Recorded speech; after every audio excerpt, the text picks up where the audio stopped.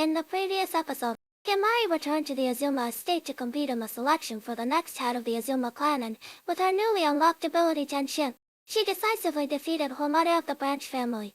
Just as she was giving Yuki his reward, Fubuki suddenly appeared beside them. Believing Himari couldn't even perform the reward properly, Fubuki offered to demonstrate herself.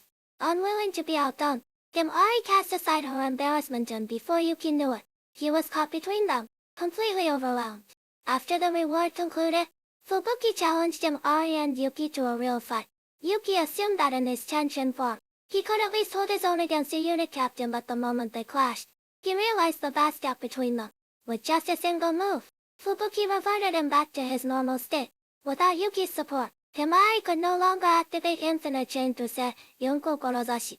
Her other abilities proved utterly useless against Fubuki.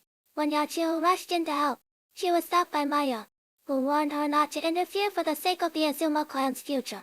Back at the battlefield, Fubuki mocked Himari's weakness, sneering that someone this feeble could never deserve to be vice-captain of the 7th unit and that Captain Kyoka must not be much either. Those words sent Himari into a rage. After all, it was Kyoka who took her in when she left the Azuma household. She wouldn't let anyone insult Azan or the 7th unit. In that instant, Himari astonishingly replicated Yokomo's and Tenka's abilities. Even more shockingly, she seamlessly used Yachiho No's and Homare's powers as well. But this overwhelming state didn't last long. Exhausted, Himari collapsed unconscious. With both Maya and Yachiho No forfeited, Fubuki was declared the winner of the Azuma banquet. Back at the estate, Fubuki expressed genuine pride in Himari's growth and thanked Kyoka for raising her so well. By tradition, all banquet participants must stay overnight at the Azuma estate to recover from battle fatigue. For Yachiho, simply hearing Himari call her older sister was enough to make her feel fulfilled beyond words.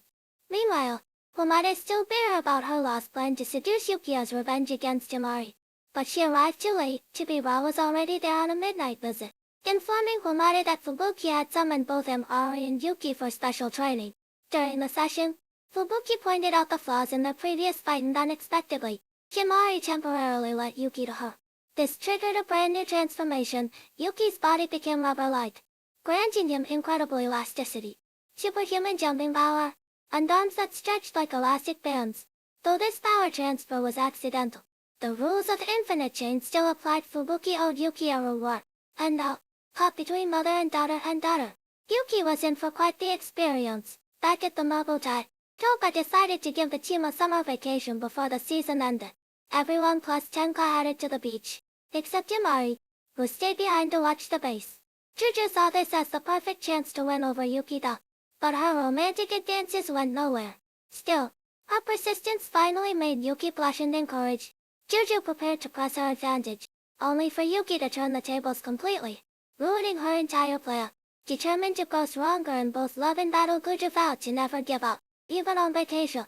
Yuki refused to slack off. He asked Kyoka to help him train further in Tenshin, but Kyoka explained his loss to Fubuki wasn't due to weak power. In fact, Tenshin was too strong for him to control yet. What he truly needed was foundational training. During their drill, Kyoka noticed something unexpected. The more Yuki was lent out, the more his abilities seemed to evolve. But the thought of sharing him with others troubled her deeply, so much that she had nightmares about it. That night, she went to the beach to clear her mind and found Yuki training alone. He told her plainly he didn't want to rely on being borrowed to grow stronger. Except in emergencies, he wanted to fight side by side with her, just like before. Hearing this filled Kyoka with joy. In response, she stayed and trained with him all through the night until morning arrived. Just then, Uzin's phone emitted 3 alarm chimes, the signal that Yatsurugi had launched another operation. What are Yatsurugi's true intentions this time? Subscribe to my channel for the latest anime updates.